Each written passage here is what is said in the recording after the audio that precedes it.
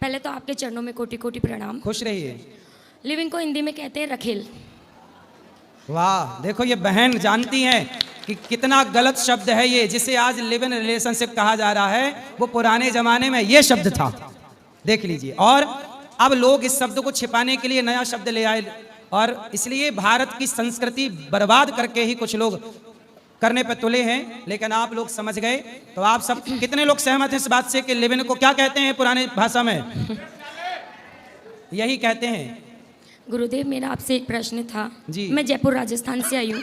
जी। इंसान को जो भी मिलता है उसके कर्मों से मिलता है या मेहनत से मिलता है? कर्मों से भी मिलता है। कर्म और मेहनत एक ही बात है। जब हम कर्म करेंगे तो मेहनत हो ही जाएगी, और मेहनत करेंगे तो वो कर्म ही होगा। बिना मेहनत के कर्म नहीं हो सकता, बिना कर्म के मेहनत नहीं हो सकती। नसीब में होता है? हाँ, नसीब भी होता है। जो आज आप करेंगे, कई लोग क्या होते हैं, ज़्यादा मेहनत करते हैं पर उनका पेट भी नहीं भरता, और कुछ लोग होते हैं जो कम काम करते हैं, कुछ भी नहीं करते, फिर भी उनके पास खूब धन है। तो जो पिछले जन्म में व्यक्ति पुण्य करता है, वो पुण्य इस जन्म में उसे कम मेहनत से भी ज़्यादा धन देता है। तो उसका नसीब था कि पहले अच्छा किया था, आज उसको अच्छा मिल रहा है। और जो बुरा करता है उसे बुरा मिलता है, वो कितनी भी मेहनत करे परेशान ही रहता। गुरुदेव, प्रेमानंद महाराज कह रहे थे कि कर्म हमने इतने बुरे किए हैं, अगर भगवान चाहे तो हमें इतनी बुरी सज़ा दे सकता है, लेकिन उन्होंने हमें दी नहीं, हमें इंसान बना। तो हमने इतने बुरे कर्म जब किए हैं तो फिर हमें इंसान क्यों बना दिया? हमने बुरे कर्म किए हैं, इंसान इसलिए बना दिया कि अब मौका दे रहे हैं अच्छे कर्म करके आओ और 84 से मुक्त हो जाओ। 84 लाख योनियों अच्छे कर्म करने के लिए विधाता ने यहाँ पर भेजा। गुरुदेव, मेरी मदर है 75 ईयर्स की, जिनका पूरा जीवन मेहनत करने में निकल गया जी। अब उनकी उम्र हो चुकी, आज भी वो कहती है कि मैं एक लात मारूं ना तो पेड़ गिरा दूं, मुझ में आज भी इतनी हिम्मत है। उनका पूरा जीवन मेहनत में निकल गया। वो महादेव की पूजा करती है, सुबह 5 बजे उठना और नहा धो के महादेव की पूजा करना।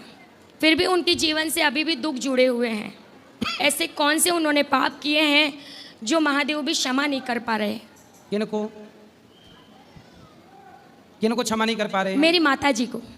माता जी को बोलना, भगवान ने तो क्षमा किया है।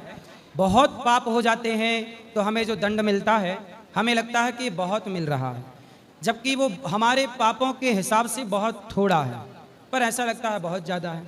तो आप अच्छे उनसे बोलना, भगवान का नाम जपें, कथाएं सुने, सन्मुख हों ही जीव मोहि जबहि। जब व्यक्ति आत्मसमर्पण कर देता है भगवान को, तो वो कितना भी बड़ा पापी हो, उसी समय पापी से पापी भी मुक्त हो जाता है। पापों से भगवान क्षमा कर देते। अजामिल जैसा पापी नाम लिया, मुक्त हो गया कि नहीं सारे पापों से? ऐसे ही। तो गुरुदेव, जब हम हमारी बेटी को ससुराल भेज देते हैं जी, उसकी शादी करके, सबसे बड़ा धन तो हम बेटी ही दे देते हैं गुरुदेव। सही है। उससे बड़ा धन तो माँ बाप क्या देंगे?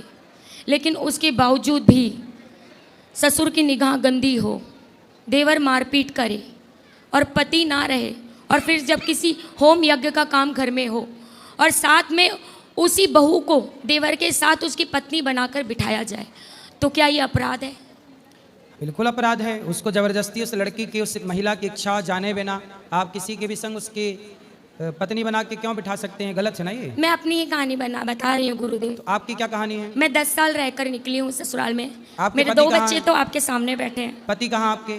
मैं पति को छोड़ चुकी हूँ गुरुदेव। क्यों? मैं इसलिए छोड़ चुकी हूँ कि मैं 10 साल रहने के बाद भी, सारा सब कुछ करने के बाद भी, सारे उनके नखरे उठाने के बाद भी, पति कहाँ है? पति तो करता है कहीं काम, उसने दूसरी औरत रख ली और दूसरी औरत तो को आपने क्यों छोड़ दिया पति को? क्या गलती थी पति की, या आपकी क्या गलती थी? वो गुरुजी कैरेक्टर लेस था। पति? उसको मैंने 3 बार आंखों से देखा। हम्म।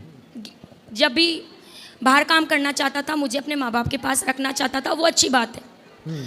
लेकिन जब मैं उससे कह रही हूँ कि तेरे माँ बाप मेरे साथ में अच्छा नहीं करते, पीछे से तेरे देवर, तेरे भाई मुझे मारते पीटते हैं, पीछे से तेरे बाप की नज़र मुझ पर गंदी है, क्यों रखना चाहता है मुझे? क्यों मुझे अपने साथ नहीं रखना चाहता? लेकिन वो एक बार मुझे अपने साथ, जहाँ काम करता था, प्रॉपर्टी का काम करता है ये कह के, मेरी माता जी ने उसके साथ मेरा विवाह किया। जो भी था मेरी माता जी के पास में, मेरी माता जी ने उसे दे दिया।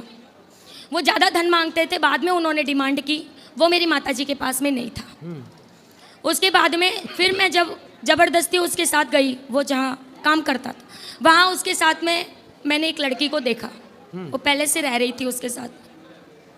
फिर वो मुझे देखकर भड़क गई कि इसकी वाइफ आ गई अब तो।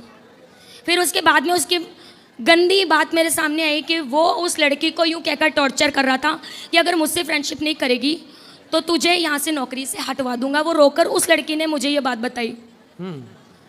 फिर तो फिर पति को आपने छोड़ दिया? पति को गुरुदेव मेरे छोड़ना मेरी बहुत बड़ी मजबूरी थी। मुझे लास्ट टाइम तो ये लग रहा था कि अगर मैं यहाँ से नहीं जाऊँगी, क्योंकि मुझे आस पड़ोस के भी कहते थे कि अगर लक्ष्मी तू यहाँ से नहीं जाएगी ना तो आपके ससुर जी आपको गलत नज़र से देखते थे? हाँ, ये फिर मैंने थाने में भी उन्होंने मेरे पैर में गिर के माफ़ी मांगी ससुर जी ने कि बेटा ये हो गया। कभी पर उन्होंने ऐसा स्वीकार किया कि हाँ, उन्होंने स्वीकार किया कि ये हो गया मुझसे, अब कभी नहीं होगा। फिर आपने उनको माफ किया कि नहीं? मैंने उनको माफ़ नहीं किया गुरुदेव, क्योंकि मैं पिता ऐसा क्यों करेगा? सही है। पिता ऐसा नहीं कर सकता। और मैं एक इज्जतदार घर की बेटी हूँ। मेरे माँ बाप ने मुझे ऐसे संस्कार ही नहीं दिए कि मैं पिता समान। तो सास हैं आपकी? सास है, वो अपना ही दबदबा रखना चाहती थी गुरुदेव। वो चाहती नहीं थी, मुझे नौकरानी की तरह रखती थी। उसको पता नहीं गुरुदेव। तो सास ने आपके ससुर को डांटा नहीं कि तुम क्या अपनी बहू पे गलत नजर रख रहे हो? गुरुदेव वो पूरा घर ही कैरेक्टर लेस था। मतलब उसकी बेटी भाग रही है रात को किसी और लड़के के पास में। मेरी बड़ी गुड़िया, आज 8 साल हो गए मैंने अपनी बड़ी गुड़िया को नहीं देखा, क्योंकि मेरी बड़ी बेटी उनके पास है। मैं रात को उठ कर रोती हूँ, क्योंकि मुझे उसके बिना नींद नहीं आती। मैं सोचती हूँ मैं 2 बच्चों को पाल रही हूँ तो वो मेरे लिए बोझ नहीं है। सही है। मैंने कई बार उसको माफ़ी मांगी, उससे हाथ जोड़े कि मेरी बच्ची ला दे, मुझे तुझसे कुछ नहीं चाहिए, मैं तुझ पे कोई केस तो अब नहीं आप करूँ। कहाँ रहती हैं और कैसे इन बच्चों का लालन पालन होता है? मैं गुरुदेव बस इसी बात के लिए आपके पास आई थी। मेरा यूट्यूब चैनल एक चला रखा है मैंने, 2 साल से उस पर मेहनत कर रही हूँ। मुझे कोई प्रोग्रेस नहीं है। बस मैं चाहती हूँ कि मेरे चैनलों से मुझे इतनी इनकम मिल तो जाए। चैनल पे क्या डालती हैं आप? मैं आपकी कृपा से, आपके आशीर्वाद से, मुझे बचपन से डांस गॉड गिफ्ट है। मैंने वो ही वापस से शुरू कर दिया। तो डांस सिखाती हैं बच्चों को? नहीं, मैं डांस खुद करती हूँ मेरे चैनल पे। अच्छा, अच्छी तो लोकेशन। सिखाओ भी ना, सिखाओ। मैं पहले सिखाती थी गुरुदेव, लेकिन मेरी मतलब कंडीशन भी सही नहीं है और मेरी गुदड़ी भी इतनी नहीं है गुरुदेव। कोई बात नहीं, सिखाओ तो बच्चे सीखेंगे, उसका पैसा मिलेगा, उससे आपका परिवार आगे बढ़ेगा।